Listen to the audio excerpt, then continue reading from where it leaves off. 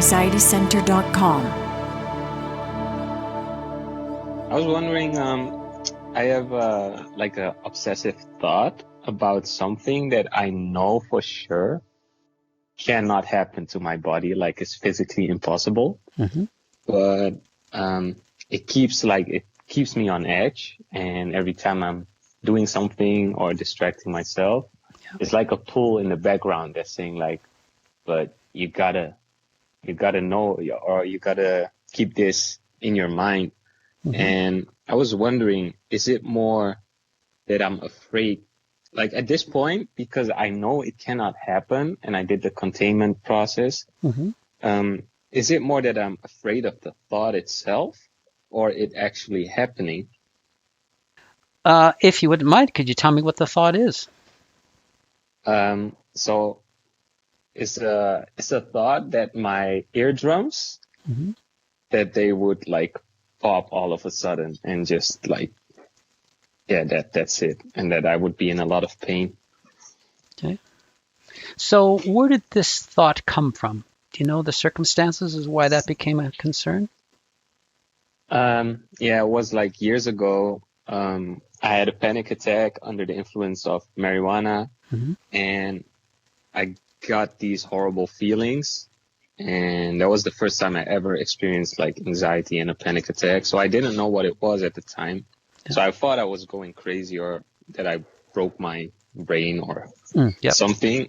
And I got these weird feelings that my ears would pop. And at that time, it felt really real. Yeah. But now years later, like I got, like in those years, it was like 5 years ago. Yeah. I went down from hyperstimulation, but I didn't know what it was at the time. So Yeah. over the years, like the fears kind of dropped. Yeah. And then a couple months ago, I had like an experience where I lost a lot of money, and then all of the anxiety came back, and that triggered most of these feelings and thoughts that I had during that first ever panic attack. Yep. Gotcha. Okay. So you're 100% convinced that your eardrums aren't going to pop, right? Yeah. Okay. But it's that thought that pops up that kind of concerns you. Is the thought concerning because it seems pesky and won't disappear? Yeah, I would say that, but maybe there's like a little, I was thinking like maybe there's a little percentage of me that's thinking that, but what if it does happen? Gotcha, sure. Okay. Well, let me ask you on a scale of 0 to 100%, 100% being maximum, 0 being not at all, how would you rate your fear that your eardrums could pop and you'd be in a lot of pain? Maybe 15, 20, Okay. 20%. All right, gotcha. Okay. Well, I think overall, since it's not really that high of a fear for you, it's probably more so that the thought is persisting. That's the annoyance. Mm-hmm. And Yeah. I'll explain why that happens. When we have a panic attack and we make some sudden conclusions about, what if this, like you did when you had your panic attack, we establish fears. And that fear becomes established, and the brain then marks it as, okay, we have to pay attention to this because if we're ever in this situation again, we have to let them know that it could be in danger. And so the brain flags it as a threat. And when stress is elevated, especially, since you had a panic attack and it was probably concerning for you, that fear became established. And as you reduced your hyperstimulation and you eliminated it over the course of time, while stimulation comes down, it means that cortisol levels come down, which means the fear center of the brain isn't as reactive as it normally is. And so it can start dropping those threats all by itself. Because when our cortisol is high, the brain's job is to look for danger and to let you know that you're in danger. And the whole purpose is to get you out of danger. It's a survival mechanism at work. It does a good job. And as cortisol levels start to drop, well, then the brain doesn't scan as much for threats. And as you recovered, you probably put it out of your mind. You got on with your life again, and you just forgot about it. No big deal. But when stress happen again, and stress goes up, and you said you had a stressful experience there, well, cortisol goes up again, and guess what the brain does? It digs back into that, storage library of all the threats and starts reminding you of them again. And so because you had this threat in the past and your stress was up, it's going to dig up these old threats. And because you're still kind of sensitive to it a little bit, even at, that percentage you said, your brain still thinks that you're in danger somewhere. So it's going to raise that to your attention. As your stress goes up, these warnings get louder. And if we're bothered by them and we're concerned about them, well, then that also reestablishes that fear, kind of entrenches it a little bit. And then it just plays in the back of our mind all the time. Well, what if this? No, what if this? Even if we're having a nice day and we have a minute to think, the brain will bring that threat back up. Well, what about this? You're still in danger here. It's a common phenomenon we see a lot. The likelihood of your ears popping all by themselves, due to high stress and anxiety is 0. So there is no threat there. Our brains don't become broken because of something like this. So there's a 0 threat there. But the fear center is still trying to remind you that you're in danger because to some degree you still think it's a threat. So there's a couple ways you can deal with this. One is just to ignore it. Just recognize, you're just an artifact of an old threat. I don't really care about you anymore. The facts are that your eardrums aren't going to pop. That's just how it is. And, unless you're putting yourself in great high pressure situations or you're sticking things in your ear, that's the only way, that can happen. If you're not doing that, there's a 0 threat, so you can eliminate the threat altogether. But that doesn't mean just because you eliminate the threat cognitively that your fear center is going to eliminate it. It just takes time and repetition to ignore it. And eventually, as we ignore it, the brain forgets about it and says, forget it, I'm not going to remind you anymore, and it becomes a non-issue anymore. So I would suggest, because you rated it so low, that it's more of a return of a threat that you previously had because of elevated stress. If you ignore it over time, it just goes away. Okay. Yeah, that seems logical, because I was also thinking, I was reminding myself a lot, whenever the thought would come up, I would be like, you're okay, you're not in danger, be calm, peaceful. And, but then I was also like, there's also times that I just don't do anything at all because I'm like, oh, it won't happen, so I don't really have to even calm myself. Or should I still contain? If it's not a concern, you can just ignore it. It's really just, one of those pesky things that happens when we establish a threat. Okay. Yeah, it's probably just better off to ignore it and not even address it. I mean, you can, if you find comfort in containing and say, no, it's not going to happen, don't worry about it. That helps too, whichever works best for you. Yeah, both will work. And it's just time. As your stress comes down from that experience, you'll probably find that just disappear on its own anyway. All right. Okay. I see. Yeah. And then one other thing was, so I noticed these last couple of days been the first days that I've have some more relaxed moments through the deep relaxation and stuff, which first was really a pain because I couldn't, was said before in this call, I couldn't really relax at all. Yeah. I would still just be shaking and just be really stressed. Yeah. But now I've been seeing some positive results. But I see that when I get distracted and there's these moments that I don't think about anxiety or that I'm I'm doing something, that when I stop doing that thing, then I suddenly feel like, oh, wait, didn't I have to pick this thing up again, like the anxiety or something like that? Mm-hmm.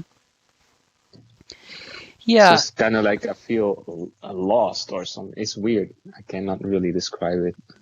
Yeah. And that happens, especially when we become afraid or concerned about anxiety and what it can do to us. Because what happens, we have symptoms, we go to the doctor, we find out they're from anxiety, and then all of a sudden, oh my gosh, I have an anxiety condition. Then we start making the anxiety condition itself the problem. And it's like we carrying this, bag of unhealth around on us that we always have to pick up and carry around with us. When we get distracted, we forget about it, and our minds are on different things, don't even think about it. And then the minute we get a break, it's, well, we got to pick that, sack back up again. So preferably, it's best just to say, all right, anxiety is caused by anxious behavior. I'll deal with that. But this isn't a condition I have to pick up and carry around with me. It's also not a condition that I can't live my life normally unless it's gone, because both of those are going to feel like we're picking this, sack of anxiety back up again. It's better we just focus on life again, reduce stress to get our symptoms under control, and address the anxious behaviors when we notice them or if we're working with a therapist. But other than that, live normally and don't view that we're threatened or that we're, captured by this anxiety thing, because that's not how it is. It's a mental set that we want to change. All right, I got anxious behaviors, my body's stressed. I'll deal with those two, and the rest I'm just going to live my life normally. So we want to change how we perceive anxiety. Again, it's not something that we have to fight through. It's not something we have to carry around until we can discard it. It's just we're dealing with some anxious behaviors we want to work through, and that's about the end of it. But live life normally. Obviously, if the body's stressed, erring on the side of giving your body relaxation more so than being active, but still living your life as normally as you can, and really changing the attitude that anxiety is something that we carry around with us. Does that make sense? Yeah, that makes sense for sure. Yeah. It's also like when it feels so weird because I used to see it really as a thing, like the fear. Yeah. That's kind of how I labeled it. And then when I read all of this stuff on this website, I start to see like that it's not that. And then you can feel so close. Mm-hmm. Like you feel like you're so close to like being super, super free and freedom. Yeah. But still you're like, but I still feel it kind of. Yeah. Yeah. And you will for a while because you're in the process of changing your mindset about it. Mm-hmm. Yeah. I mean, what we look at now is even for me, today, if I push my body harder than I should, and unfortunately I do that more often than I should because I'm passionate about what I do.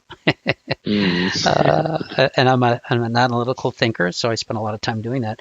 But, when I notice some symptoms pop up, it's like, yeah, my stress is up. All right. And then I just spend time reducing stress and away I go again. Or sometimes I'll say, wow, that's an anxious behavior. I need to, something I need to work on there. And I'll leave it at that. Mm-hmm. And that's the way we prefer to see people deal with it. View your symptoms as stress. All right, big deal. Get rid of stress. And then if you have anxious behaviors that pop up, I'll deal with the anxious behavior. But don't view anxiety as the thing that attacks us or holds us captive, because it just sets up another threat we don't need. Yeah. Okay. I see. Thank you. I wanted to mention about like the first question. I found it really interesting because it was super relatable because I'm also a dancer. And then I also got tinnitus. I don't know how you pronounce it. A couple of different ways, yeah. Tinnitus or tinnitus. But I've noticed that it was really bad like 2 weeks ago. When I was still really a lot more hyperstimulated than today. And I also used to think that it was because I damaged something. And then I started to notice like last few days that it kind of just disappeared. I was like, oh. And then hearing it on this call that it can be due to stress, it's just an eye opener for me to see like, oh, wait, I didn't damage my ears. It's just stress. Yeah. Good for you. Just seeing that connection. Yeah. And we, mentioning to Vanessa, we see that so often. I think it's, let me just check. It's one of the more common symptoms. Let me just have a quick check here. Yeah, because I was also like, oh no, what if this is for life and I have this noise in my ear and it's really annoying.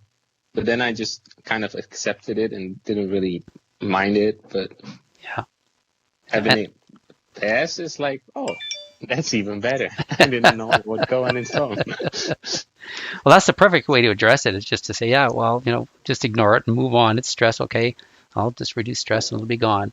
Yeah, it's just almost 60% of people who did our polls. I think we did 3 of them over various years. They all, came back and said that one of the symptoms that they noticed fairly quickly in their struggle once after a stressful experience happened. And a lot of people who work through our program, they see it disappear completely. Now, again, I want to qualify that as we get older, we do have a reduction in hearing.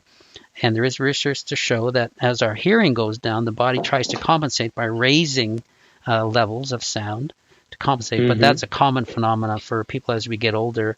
But again, it's not something we have to worry about. It's pretty common. And a lot of people don't have it anyway. Some people do. But if it does creep up because of age, in your 60s, 70s, and 80s, it's just part of the aging process. Okay. Yes. Not a concern. All right.